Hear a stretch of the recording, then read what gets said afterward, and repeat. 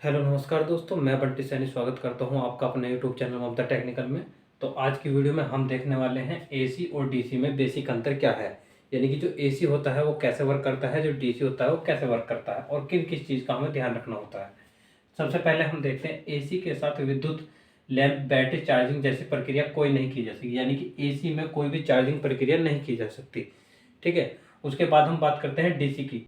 DC की सहायता से हम विद्युत लेवल बैटरी चार्जिंग की जा सकती है, यानी कि जो डीसी की विधि होती है उसके अकॉर्डिंग हम चार्जिंग विधि कर सकते हैं। उसके बाद एसी को हम दूर तक भेजा जा सकता है, यानी कि जो एसी होगी उसे हम लंबे दूर तक, जहाँ तक हमारा मन है, मतलब बहुत लंबे, आपने देखो बिजली घर से हमारे घर तक आ रही है, फिर कहीं दूर उससे भी अलग अलग जगह जा रही है, तो ये सारी जो जाने आने की प्रक्रिया हो वो एसी में की जा सकती है, ना कि डीसी में। तो डीसी को ज़्यादा दूर तक नहीं भेजा जा सकता। एसी को ही दूर तक भेजा जा सकता है, डीसी को दूर तक नहीं भेजा जा सकता। इसमें ऊर्जा का हास जो होता है कम होता है। देखो, हर चीज कोई भी चलती है जिसके अंदर कंडक्टर होता है तो ऊर्जा का हास जरूर होता है, लेकिन ये एक ऐसी चीज है जिसमें ऊर्जा का हास नहीं होता। ये कम होता है, होता जरूर है एसी में भी। डीसी को दूर तक नहीं भेजा जाता, इसमें ऊर्जा हास अधिक होता है, इसलिए हम डीसी को नहीं भेज सकते। आप इस चीज को प्रैक्टिकली भी करके देख सकते हो। आपको पता है कि बिजली घर से हमारे घर जो बिजली आ रही है वो सब एसी है, और डीसी को आप बनाकर या बैटरी की को एक कमरे से दूसरे कमरे में भेजना, अलग फिर तीसरे कमरे में भेजना, आप देख सकते हो कितनी दूर तक जा सकती है। उसके बाद इसका परिमाण और दिशा समय के साथ साथ बदलती रहती है। यानी कि जो एसी का सिंबल होता है, आपने देखा होगा कुछ इस प्रकार का सिंबल होता है, यानी कि समय के साथ साथ बदलता रहता है, जबकि एसी का डीसी का जो सिंबल होता है वो नहीं बदलता, वो कुछ इस प्रकार का होता है। ठीक है। तो जो एसी का सिंबल है वो परिमाण, जो एसी, इसका जो परिमाण और दिशा के साथ साथ बदलता रहता है। इसका परिमाण दिशा और समय के साथ नियत रहता है, यानी कि बदलता नहीं है, वो स्थिर रहता है। उसके बाद इसकी आवृत्ति की बात करें, जो एसी की आवृत्ति होती है, फ्रीक्वेंसी बोलते हैं जिसको, जो एसी की आवृत्ति होती है यानी फ्रीक्वेंसी जो होता है 50 हर्ट्ज होती है। इसमें परिवर्तक की छूट लगभग ये मान लीजिए ±5% होती है, यानी कि 50 में ±5% का वेरिएशन होता है, अप या डाउन।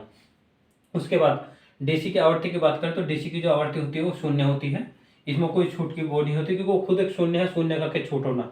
उसके बाद एसी को बैटरी में संचित नहीं कर सकते, यानी कि जो एसी करंट होता है उसे हम कहीं स्टॉक नहीं कर सकते, यानी कि एसी में कहीं बैटरी या किसी अन्य विधि में स्टॉक नहीं कर सकते। लेकिन डीसी को बैटरी में संचित कर सकते हैं, यानी कि जो डीसी होते हैं उसे बैटरी में स्टॉक कर सकते हैं।